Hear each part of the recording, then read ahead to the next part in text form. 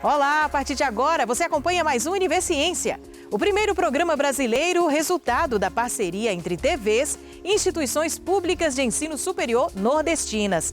Aqui temos a oportunidade de conhecer as produções destas instituições. Confira algumas das pesquisas que vamos conhecer hoje. Estudo da Universidade Federal do Ceará sobre combate a incêndios a partir de imagens é destaque em uma das mais importantes revistas internacionais da área industrial.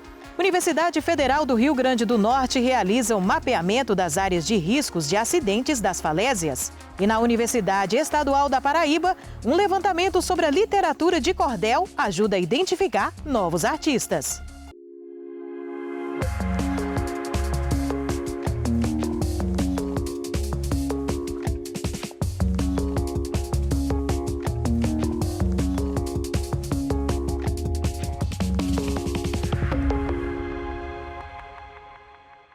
A publicação de artigos em revistas científicas é um indicador importante da qualidade das pesquisas. E as universidades do Nordeste têm crescido nesse parâmetro. Um exemplo é um estudo que a gente vai conhecer agora. Pesquisadores da Universidade Federal do Ceará desenvolveram inteligência artificial para detectar e combater incêndios a partir de imagens. O estudo ainda está na fase inicial, mas já foi publicado em uma das mais importantes revistas internacionais da área industrial.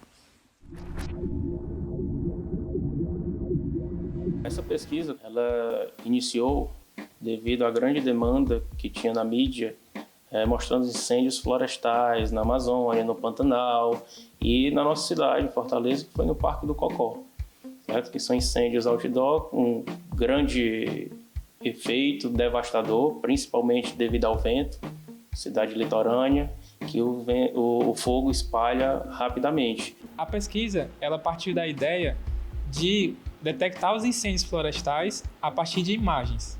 Então, a partir de câmeras de vigilância, a partir de imagens de drones, nós conseguimos fazer a detecção dos incêndios pela assinatura do fogo coletada pela imagem.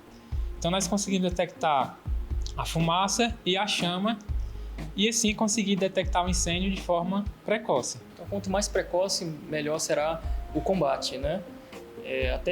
Até hoje, grandes áreas florestais têm essa detecção ainda de forma manual, então é empregado, digamos, esforço humano, né, em torres ou baseado em imagens de satélites, o que muitas vezes ocasiona um delay, né, um atraso no combate. A pesquisa ela começou com a minha parceria com o pessoal da Coreia, da Universidade de Sejong, Kang Mohammed, onde a gente já tinha alguns algoritmos, só que esses algoritmos eram consumiam muita memória de hardware e tinha um certo delay para a detecção. Então surgiu a ideia de desenvolver um sistema envolvendo software, baseado em um novo algoritmo de uma rede neural convolucional, mais leve do que os outros algoritmos existentes na literatura, capaz de realizar a detecção de uma forma mais rápida e precisa, além de consumir pouca energia de hardware. Algoritmo, traduzindo assim de uma linguagem mais simples, ele representa um conjunto de instruções no qual nós humanos conseguimos repassar para o computador. Então são um conjunto de instruções lógicas e matemáticas que o computador ele recebe para cumprir uma determinada tarefa. Por exemplo, no nosso caso, nós conseguimos ensinar por meio de amostras de imagens de incêndio florestal, nós conseguimos ensinar o computador a conseguir detectar e reconhecer essas imagens. Nós construímos uma base de dados, essa base de dados se tornou pública. No trabalho do Jefferson, a gente utilizou essa base de dados e também construiu uma nova base de dados, utilizando vídeos do YouTube. Nós treinamos os modelos com cerca de 79 mil imagens, contendo incêndio e a ocorrência de incêndio, e no caso a ausência de incêndio. Então a partir daí, com a base de dados pronta, com o algoritmo pronto, que a gente chamou de Edge Fire Smoke, esse é o nome do algoritmo batizado pela equipe, a gente pôde fazer comparações estatísticas, tempo de processamento, validações. Nós conseguimos uma taxa de acerto em torno de 95% a 98% de acerto com essas imagens treinadas. Como são imagens de ambiente real, nós esperamos que Ao utilizar esse algoritmo em campo, nós iremos conseguir também resultados bastante interessantes. O estudo ele ainda está nas fases iniciais, né? E a nossa ideia, além de executar os experimentos computacionais, que já foi uma etapa já cumprida, nós pretendemos no futuro embarcar esses algoritmos e colocar para funcionar mesmo em um drone e em estações de vídeo monitoramento. Com isso, nós conseguiremos detectar os incêndios utilizando câmeras de vigilância e assim complementar os sistemas que já são existentes aqui no Brasil. O laboratório que eu coordeno já tem uma expertise em drones autônomos, tá certo? Na verdade, automáticos, que é a nossa legislação permite. A nossa ideia, é claro, embarcar. Embarcar significa instalar os algoritmos de detecção automática de fumaça nessa aeronave, no caso não especificamente nessa, que essa é de um outro projeto, mas uma aeronave semelhante a essa. Feito a detecção, o drone envia uma comunicação para o corpo de bombeiros ou para algum outro robô de combate a incêndios, robô militar, para tentar evitar a proliferação abrupta do incêndio, tentar controlar o máximo possível e salvar vidas, vegetações, entre outros efeitos catastróficos para a sociedade. E a etapa seguinte é exatamente a validação em campo, com a parceria do Corpo de Bombeiros, que se disponibilizou para estar acompanhando e validando a ferramenta proposta.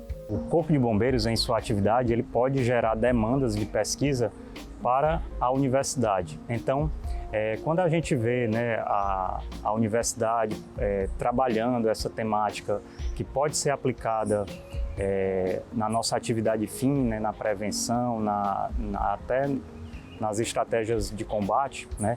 Então a gente fica muito satisfeito, né? Isso desperta a instituição para que nós, enquanto organização, nós também participemos, né, dessas pesquisas.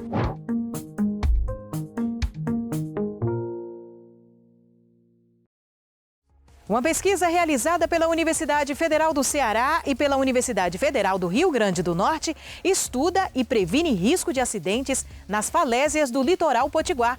É depois do intervalo, o Univesciência volta já já.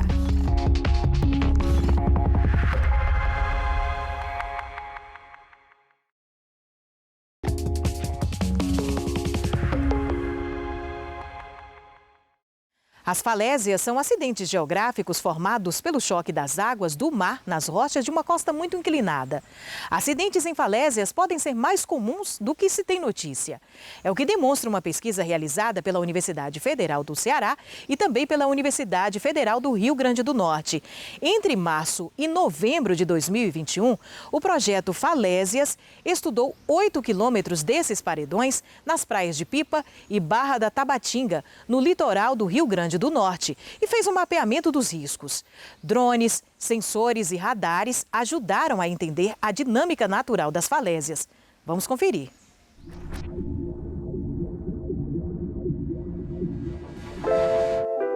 A paisagem de paredões naturais feita pelo mar em trechos do litoral do Nordeste atrai turistas o ano inteiro. As falésias proporcionam ao mesmo tempo beleza cênica e abrigo natural contra o sol. Mas a dinâmica de evolução das falésias pode colocar em risco a vida das pessoas, tanto na parte superior quanto na base. O diagnóstico desses riscos, realizado por pesquisadores do projeto Falésias, indica que acidentes nesses locais podem ser mais comuns do que se tem notícia. O projeto Falésias, ele surge após o dia 17 de novembro de 2020, quando há um colapso de blocos aqui, justamente aqui atrás de onde a gente está, nesse local exato, que vitimou uma família. Após essa tragédia, o Ministério do Desenvolvimento Regional solicitou que a UFRN elaborasse um estudo para fazer um diagnóstico de risco daquelas áreas com maior risco, de queda de blocos em falésias, aqui em 2 trechos no Rio Grande do Norte, especificamente aqui na Praia de Pipa e em Barra de Tabatinga, e apontasse ações que pudessem diminuir esse risco. O projeto Falésias, ele se tornou um projeto multi-institucional. Ele é executado pela UFRN em parceria com a Universidade Federal do Ceará, com pesquisadores do Instituto Federal da Paraíba e de outras instituições. Criamos uma equipe composta por geógrafos, geólogos, geofísicos, engenheiros civis e reunimos todo o aparato tecnológico mais moderno, onde inclui drones com câmera 4K, escaneamento laser, radar de penetração no solo, todo um aparato tecnológico extremamente moderno para tentar visualizar aquilo que nem sempre é possível de ser visto quando você olha a falésia. Empregando um conjunto de tecnologias voltadas para a identificação dos aspectos físicos da falésia, identificação de estratigrafia, identificação de fraturas, qual era o grau de fraturamento, o grau de consolidação dessa rocha, e fomos mapeando quais são aquelas áreas que têm o maior risco de queda de blocos. É feito também um trabalho de acompanhamento da dinâmica de maré e o quanto o mar está erodindo a base da falésia, né? Forma essas reentrâncias erosionais. A onda colapsa, solapa a base da maré e ele vai desgastando. Daí esse material ele fica sem base e com o tempo ele tende a cair. Essa é uma área que há cerca de 25 anos era uma área mais estável. A erosão marinha não estava solapando a base da falésia, ou seja, não estava erodindo a falésia. E aí esse processo ele se iniciou e o que a gente vem notado é que há uma certa intensificação nessa erosão da falésia aqui nesse trecho. Um outro elemento que a gente mapeou aqui é o grau de fraturamento dessa área. Essa área ela é muito fraturada. Além desse fraturamento da rocha, há também uma camada arenosa que recobre essas rochas. E essa camada arenosa, ela faz com que tenha-se um maior risco de movimento de massa na borda da falésia. Daí a recomendação de que nesse trecho, por exemplo, as pessoas mantenham uma distância mínima de 5 metros para evitar qualquer movimento de massa e risco de queda da borda da falésia. As falésias estão intensificando seu processo erosivo atualmente em virtude de 1. Aquecimento global e elevação do nível do mar. Isso associado a um contexto de praias estreitas faz com que as marés atinjam com muita força a base da falésia, acelerando seu processo erosivo. 2. Ocupação desordenada na margem do que nós chamamos de tabuleiro. Tabuleiro é o topo, né, dessa feição que termina com essa queda abrupta, que é o que nós chamamos de falésia. O fato da gente indicar que está colapsando significa que esse material, ele a qualquer momento ele pode se movimentar, ou seja, ele pode cair na base da falésia.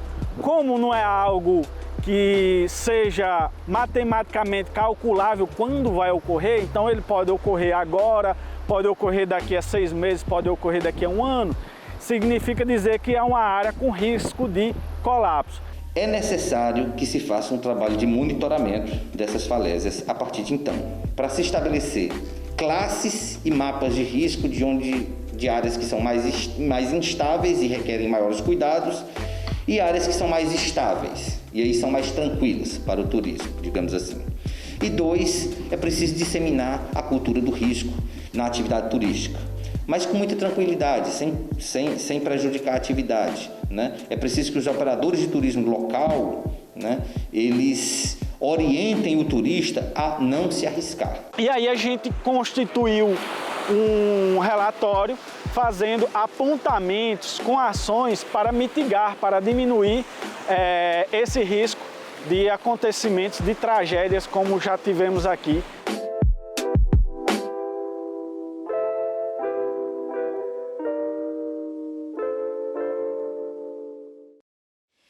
Pesquisadores da Universidade Estadual do Sudoeste da Bahia, no campus de Vitória da Conquista, estudam o melhoramento genético de espécies de mandioca para aumentar a produtividade nas pequenas propriedades. O estudo descobriu ainda quais as espécies mais ricas em amido e que rendem maior quantidade de seus subprodutos, como a goma, por exemplo.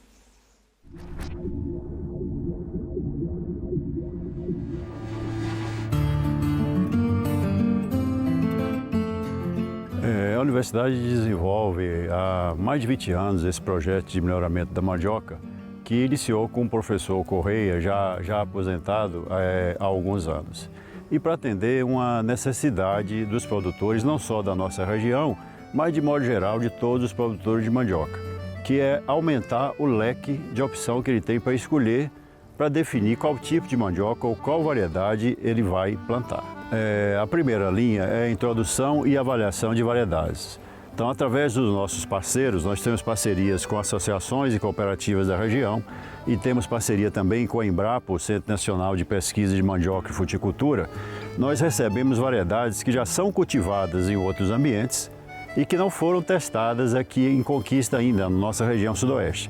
Então, nós introduzimos e avaliamos esse material na tentativa de encontrar algum deles aí que seja superior em produção às variedades que já são cultivadas na nossa região pelos agricultores.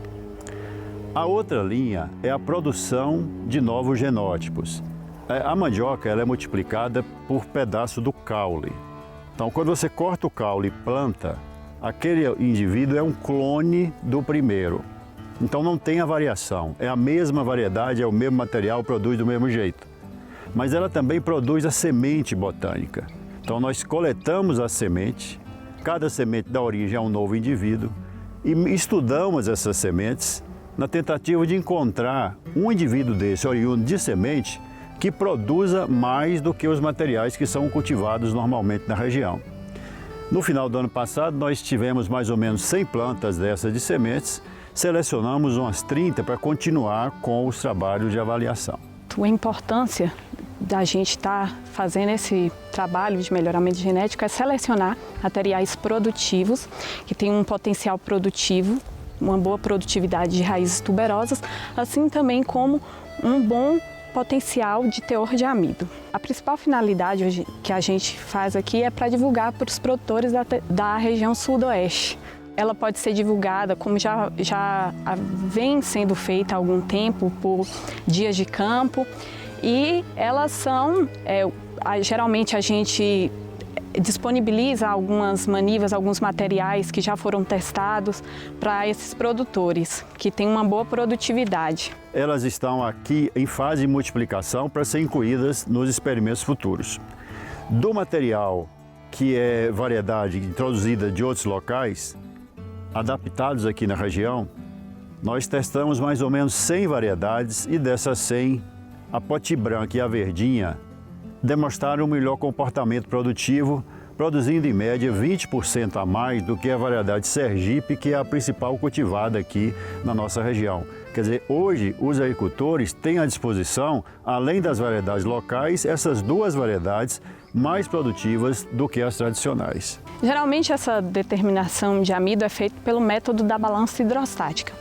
Ela consiste em pesar 5 quilos de raízes em água, onde se dá o peso específico. A partir desse peso específico, a gente, por um valor tabelado, se tem o teor de amido. Esse método ele é comumente utilizado nas indústrias de fécula de mandioca e a partir deste valor do teor de amido que é dado, que vai ser cobrado o valor das raízes. O peso específico aqui deu 560. Olhando na tabela, se deu 25% de amido. O teor de amido dessa raiz aqui foi 25%. Na literatura se recomenda acima de, no mínimo, 30% de amido, que as raízes tenham pelo menos 30% de amido para que tenha um bom rendimento nas indústrias. E os experimentos que nós fizemos para validar o comportamento produtivo dessas variedades foram em vários municípios da região, nas fazendas dos produtores em vários anos. Então, eles acompanharam esse trabalho, então eles sabem daquele material, eles próprios identificaram aquele material. E nós já distribuímos em várias oportunidades manivas para essas associações, para as cooperativas e para produtores individuais. Tem retornado para a gente, na média, uma informação positiva. Logicamente que tem ano e tem local que aquela variedade pode não ir muito bem, mas na média os produtores têm retornado uma boa informação sobre o potencial produtivo dessas variedades. Nós vamos continuar coletando as sementes, produzindo e avaliando novos genótipos e novos indivíduos produzidos através de sementes e vamos também, através dos parceiros, receber novos materiais, novas variedades para avaliar. Porque uma variedade, mesmo que tenha um potencial produtivo muito bom, com o passar dos anos, a pressão ambiental agindo sobre ela vai diminuindo o seu vigor. Ela mantém a característica genética, mas a pressão do ambiente faz diminuir o vigor. É o que está acontecendo com a Sergipe. Esse trabalho de melhoramento é constante, ele não para. Vão lançando variedades, substituindo variedades, lançando e substituindo para que o produtor tenha um leque maior para optar sobre o melhor material para cultivo.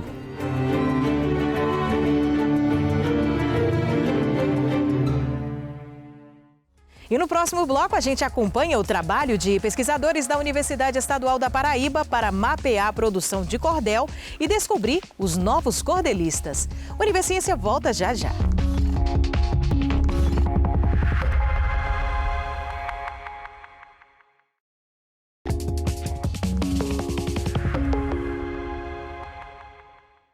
O cordel tem sua origem em Portugal em meados do século XII e XIII e no seu início contava histórias através de rimas para as pessoas que não sabiam ler.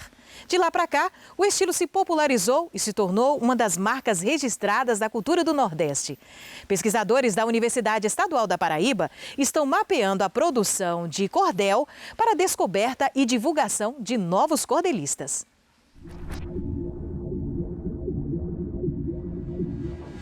A Paraíba é celeiro de grandes dos cordelistas. Poetas e violeiros, cantadores, repentistas, mestres da literatura, baluartes da cultura, são muitos desses artistas. A Paraíba é realmente um celeiro de poetas cordelistas. O paraibano Leandro Gomes de Barros, por exemplo, é considerado o pai do cordel, por ter iniciado a publicação dos folhetos no século passado. Outros muitos nomes desse gênero da literatura surgiram aqui, como Antônio Alves Sobrinho, Manuel Monteiro, Manuel Camilo dos Santos e José Camelo de Melo Rezende, autor do famoso cordel do Pavão Misterioso. Com um campo tão fértil dessa manifestação cultural, os pesquisadores da área passaram a investigar o tema principalmente na Universidade Estadual da Paraíba, que se tornou a maior referência em estudos sobre cordel. Uma dessas pesquisadoras é a professora Vaneide Lima, que há anos estuda a temática. A Paraíba é um grande celeiro de poesia popular, né? E a poesia popular acaba contemplando o cordel.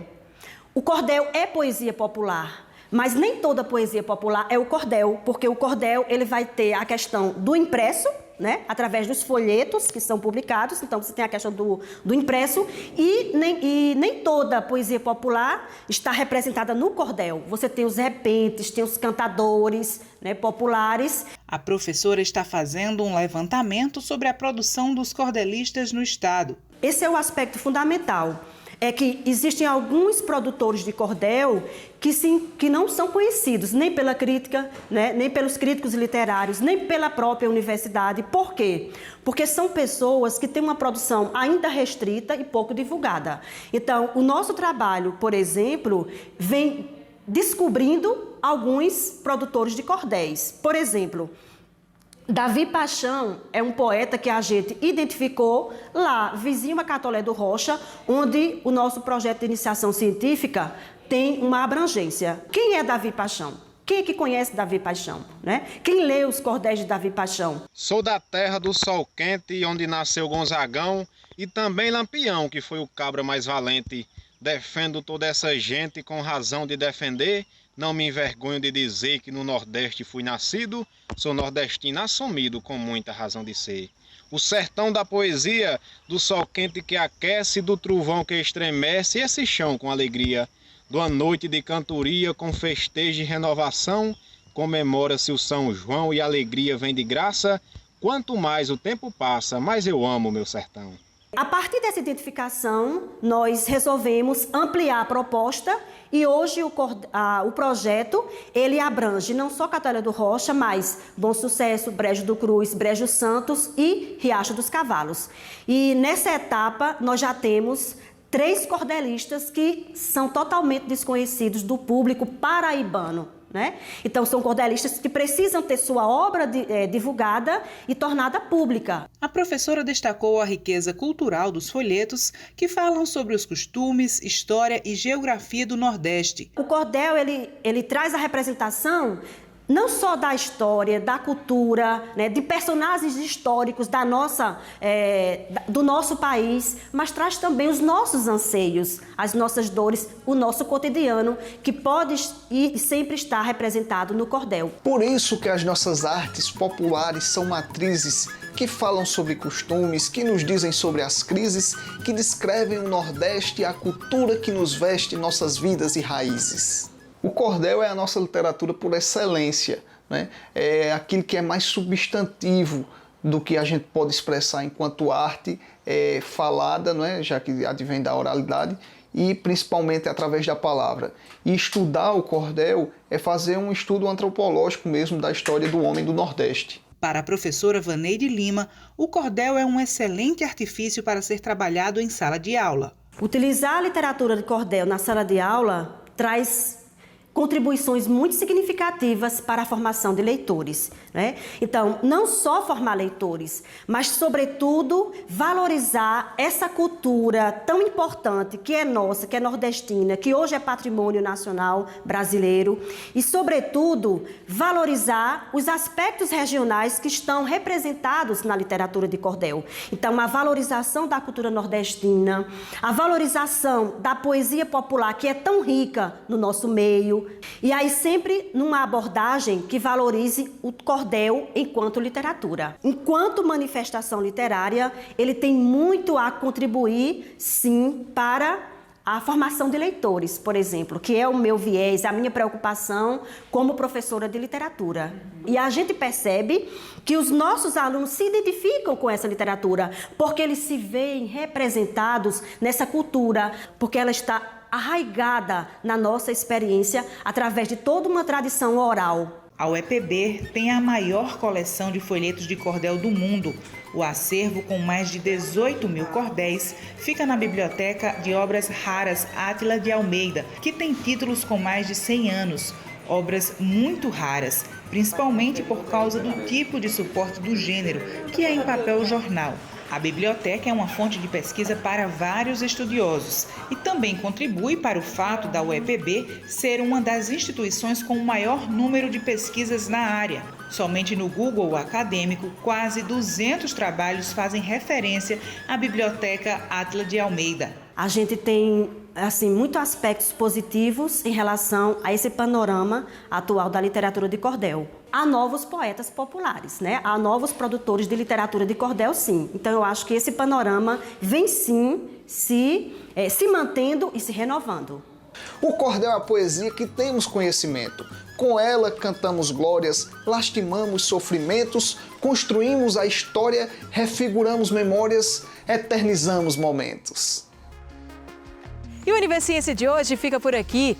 Mas no próximo programa tem mais pesquisas científicas produzidas pelas instituições públicas de ensino superior do Nordeste para a gente conhecer. E você já sabe, se tem dúvida ou sugestão, envia para o nosso e-mail universiencia@uesb.edu.br que a gente explica por aqui num outro programa. Tchau, tchau e até lá!